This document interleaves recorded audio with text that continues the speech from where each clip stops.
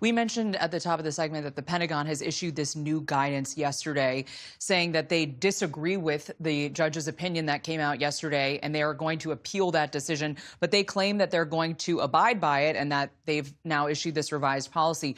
What is objectionable in this latest Pentagon guidance from yesterday? Why did you file this motion just a few minutes ago? We filed it because instead of abiding by and following the judge's order and opinion, they're defying it, brazenly defying it.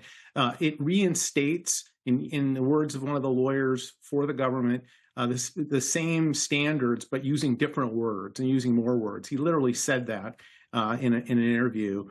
And so it's creating the same constitutional problems regarding reporting on unauthorized information. It's vague. And then they added new restrictions. The court barred them from enforcing these instructions, so they doubled down.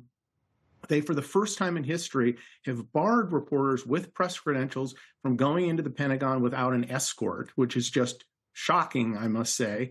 And then they've said that it's presumptively evidence that a reporter is violating the policy and engaging in wrongful conduct if they promise anonymity or confidentiality to a source, which again is a First Amendment violation of the First Order, unheard of. No government entity does that, not the White House, not the Justice Department. It's inexplicable, and it really shatters a longstanding tradition at the Pentagon and in our government of getting information to the public. One of those provisions was that idea of not soliciting information. And it originally, the Pentagon said that reporters could not solicit classified or non-public. So even non-classified information, they were told not to solicit. That's a basic way that reporters do their jobs. We ask for tips and information from the public. Does the new policy that was issued yesterday get and solve this problem? Does it get at that issue? It does not solve that problem. And as the judge pointed out, reporters, their job is to ask questions, and you can't have a government policy that prohibits that or criminalizes it. In some ways, they are now saying that asking for information that's not been authorized to be disclosed implicates the criminal laws, which is, again, just wrong.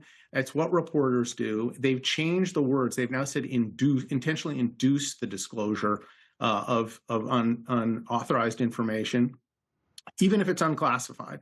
And that, again, flies in the face of the judge's order. It was very clear that this type of restriction violated the Due Process Clause, violated the First Amendment. So they haven't made it better. They've taken out some provisions, but then added in others that really are meant to defeat the order and defy the order.